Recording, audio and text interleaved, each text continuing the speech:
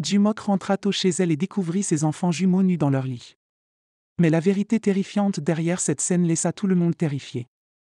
Jumok avait toujours porté le poids de ses responsabilités en tant que mère, épouse et femme d'affaires à Lagos. Ses journées au marché étaient longues et épuisantes, entre la gestion de sa boutique de tissus et le soin apporté à ses clients.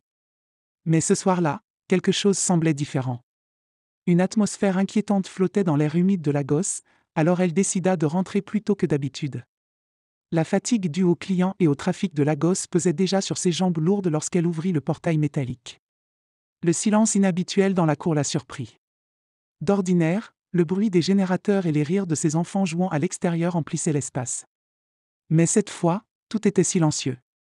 Lorsqu'elle ouvrit la porte de sa maison, sa sœur Chola, l'aide fiable qui avait quitté le village pour l'aider à s'occuper des enfants, se tenait près de l'escalier. Son visage était pâle, ses mains tremblaient nerveusement. « Grande sœur Jumok, il faut que je te dise quelque chose », commença Chola d'une voix basse et tremblante. Jumok déposa son sac au pied des escaliers, fronçant les sourcils tout en retirant ses chaussures pour soulager ses pieds fatigués des talons hauts. « Que se passe-t-il ? Qu'est-ce qui est arrivé ?» demanda-t-elle, bien qu'au fond d'elle, elle redoutait la réponse. Chola hésita, regardant par-dessus son épaule pour s'assurer que personne d'autre n'écoutait. Son murmure était à peine audible. « J'étais en bas en train de préparer le déjeuner. J'ai entendu des bruits dans la chambre de Bami. Quand je suis montée et que j'ai ouvert la porte, Bami n'avait pas de vêtements. Elle était nue, et Bola était là. Bola s'est levée du lit et a couru dehors dès que j'ai ouvert la porte. » Jumok fixa sa sœur, son esprit essayant de comprendre ce qu'elle venait d'entendre. Elle avait l'impression que le sol sous ses pieds s'était dérobé et qu'elle était sur le point de tomber dans le vide. Dans les jours qui suivirent, Jumok reprit ses activités quotidiennes, tentant de refouler l'inquiétude qui planait au fond de son esprit. Elle observait attentivement ses jumeaux, essayant de détecter le moindre signe inhabituel dans leur comportement. Bami et Bola semblaient insouciants, jouant ensemble comme d'habitude, comme si rien n'était arrivé. Cependant, Jumok ne pouvait ignorer un sentiment persistant de malaise. Une après-midi, alors qu'elle rangeait les affaires de Bola dans sa chambre, elle fut attirée par son tiroir. Une intuition inexplicable la poussa à l'ouvrir. Alors qu'elle réorganisait les vêtements, elle découvrit quelque chose qui la glaça, un sous-vêtement de Bami, soigneusement plié parmi les affaires de Bola. Elle resta figée, son souffle coupé. Comment cela avait-il pu se retrouver ici ? Jumok appela immédiatement Bola d'une voix forte, et il arriva en courant, l'air surpris. « Qu'y a-t-il, maman » demanda-t-il, nerveux. Jumok lui montra le sous-vêtement, sa main tremblant légèrement. « Pourquoi ceci se trouve ici, Bola » demanda-t-elle, sa voix mélangeant incompréhension et désarroi. Les yeux de Bola s'écarquillèrent, son visage exprimant une confusion sincère. « Je ne sais pas, maman, je te le jure. Je ne sais pas comment c'est arrivé là. »« Tu veux que je croie cela » répliqua Jumok, tentant de garder son calme malgré la tension. Bola, visiblement bouleversée, répondit.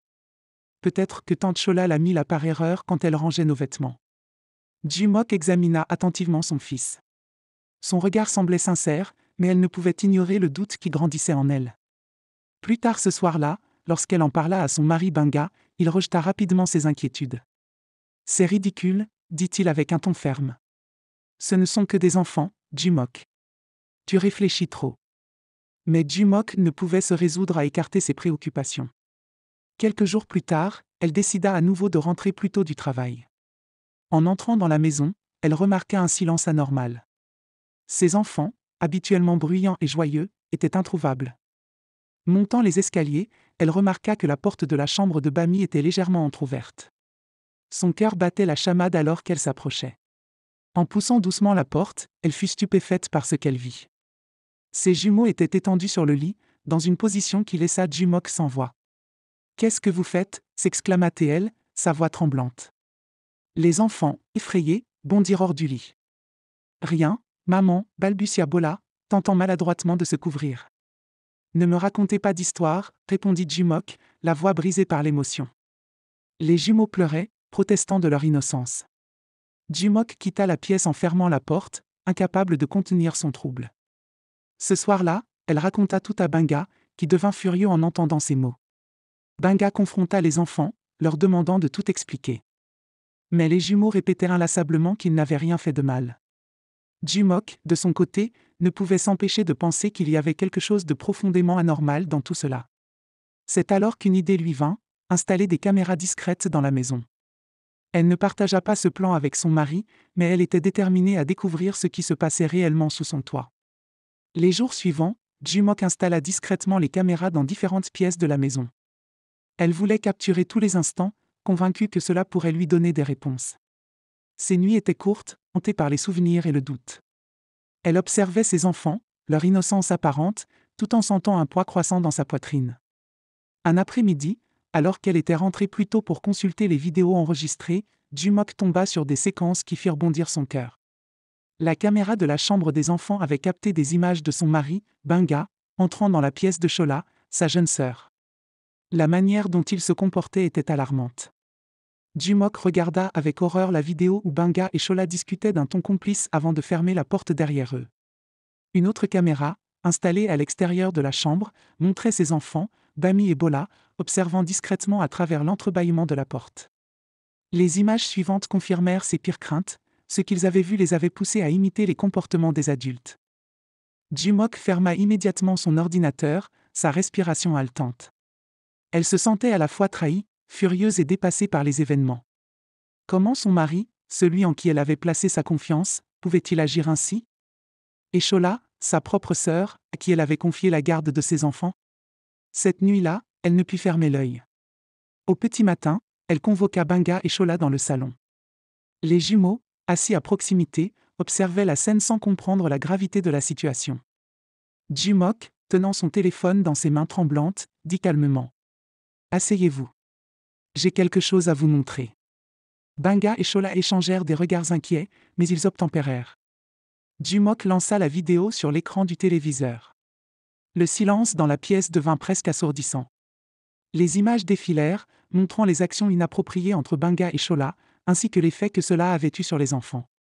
Quand la vidéo se termina, Shola éclata en sanglots. « Jumok, je t'en supplie, ce n'est pas ce que tu crois, balbutia-t-elle, son visage noyé de larmes.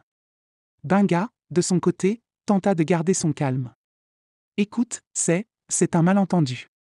Nous n'avons pas réfléchi, mais... » Avant qu'il ne termine sa phrase, Jumok se leva brusquement. Ses mains tremblaient de rage. « Un malentendu » cria-t-elle, les larmes coulant sur ses joues. « Vous pensez que je vais accepter vos excuses? Regardez ce que vous avez fait à mes enfants. » Elle se tourna vers Shola. « Toi, ma propre sœur, je t'ai tout donné, un toit, de la nourriture, ma confiance. Et c'est ainsi que tu me remercies? En détruisant ma famille? » Shola baissa les yeux, incapable de soutenir le regard de sa sœur. « Je suis désolé, Jumok. Je ne sais pas ce qui m'a pris. » Jumok leva une main pour l'interrompre. « C'est fini. Fais tes valises et sors de ma maison. Tu n'as plus ta place ici. » Puis elle se tourna vers Benga. « Quant à toi, je ne peux même pas trouver les mots pour exprimer à quel point tu m'as brisé. Je demanderai le divorce. Tu es indigne d'être mon mari et le père de mes enfants. » Les jumeaux, assis en silence, observaient la scène avec des yeux remplis de confusion et de peur. Jumok se tourna alors vers eux. Elle les prit dans ses bras, ses larmes mouillant leurs cheveux. « Mes bébés, vous n'êtes pas responsables de ce qui s'est passé. Ce que vous avez vu était une erreur. Ce n'était pas juste, et cela ne doit jamais se reproduire. » Elle les serra contre elle, déterminée à protéger leur innocence et à les guider vers une vie saine. Jumok passa les jours suivants à organiser son départ. Elle consulta un avocat et prépara les documents nécessaires pour le divorce. Benga tenta de s'excuser à plusieurs reprises, mais elle refusa de l'écouter. Pour elle, la confiance était irrémédiablement brisée. Quant à Shola, elle quitta la maison le lendemain. Elle continua d'envoyer des messages à Jumok, suppliant pour son pardon, mais Jumok ne répondit pas. Son seul objectif désormais était de reconstruire sa vie et de s'assurer que ses enfants puissent grandir dans un environnement sain et respectueux. Quelques semaines passèrent, et Jumok, bien qu'éprouvée, retrouva une certaine clarté dans ses pensées. Elle avait coupé tout contact avec Shola et Benga, concentrant toute son énergie sur ses enfants et son travail. Elle avait engagé une aide ménagère de confiance pour l'assister, mais cette fois, elle s'assura de vérifier ses antécédents et de mettre en place des règles strictes à la maison. Les jumeaux semblaient retrouver leur insouciance peu à peu. Jumok leur parlait souvent, leur expliquant avec des mots simples pourquoi certaines choses qu'ils avaient vues ou faites étaient inappropriées. Elle les encourageait à poser des questions et leur offrait des réponses adaptées à leur âge. Un soir, alors qu'ils étaient réunis autour du dîner, Bami demanda. « Maman, est-ce que papa va revenir ?» Jumok, un peu surprise, posa sa fourchette et regarda ses enfants. « Non, mes chéris. Papa ne reviendra pas vivre avec nous. Mais cela ne change rien à l'amour qu'il a pour vous.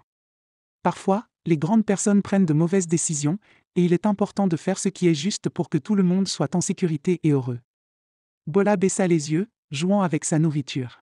« Est-ce qu'on a fait quelque chose de mal ?» demanda-t-il timidement. Jumok sentit son cœur se serrer.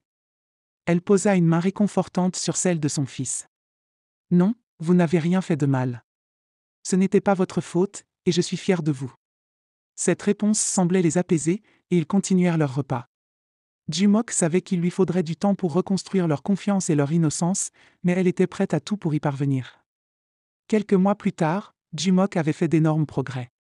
Sa boutique de tissus prospérait, et elle avait intégré un groupe de soutien pour les parents traversant des crises familiales. Ces rencontres l'aidaient à partager son expérience, à se sentir moins seule, et à trouver des conseils pratiques pour aider ses enfants à surmonter leur traumatisme. Chola tenta une dernière fois de reprendre contact. Cette fois, elle envoya leur mère pour plaider sa cause. La vieille femme arriva chez Jumok un après-midi, portant une expression fatiguée et inquiète.